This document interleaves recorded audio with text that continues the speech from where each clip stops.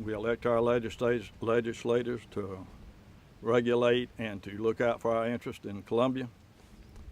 In my opinion, they didn't do it.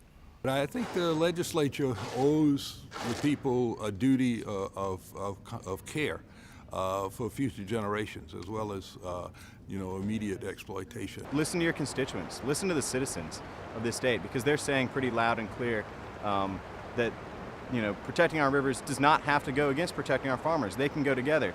But protecting a handful of out-of-state business interests and large companies, that's not what South Carolina's about. I've always thought of it as a right as a South Carolinian to use that river. And for somebody to siphon off that water for profit just doesn't sit well.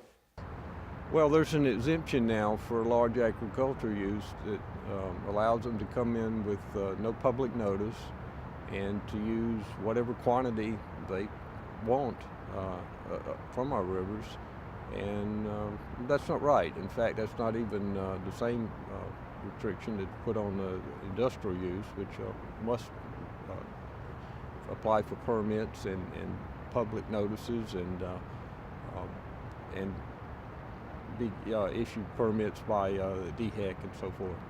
Big agribusiness operations could move out of some of the areas that they're perhaps drying up and move to areas where there's a lot of water.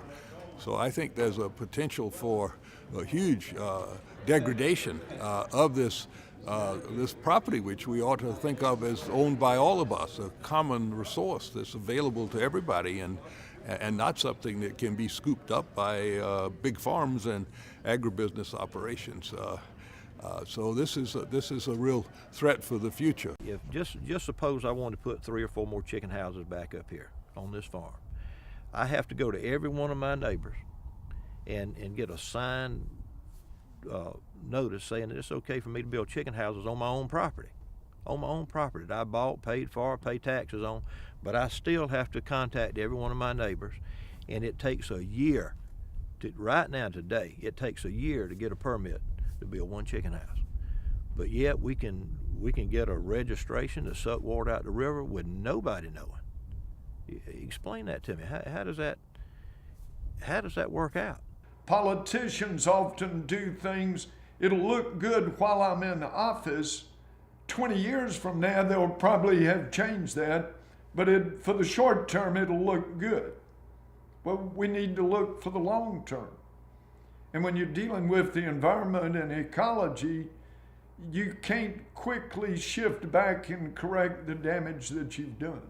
Nobody's bought and paid for the river, the water that runs through it, but we can take it all. One farm technically can take it all with no consideration of the people downstream, no consideration of your neighbors. It makes absolutely no sense. In terms of a balance, we've almost certainly already tipped too far towards exploiting the resource, and we need to move back to protecting rivers and streams and the lakes associated with them and the swamps associated with them.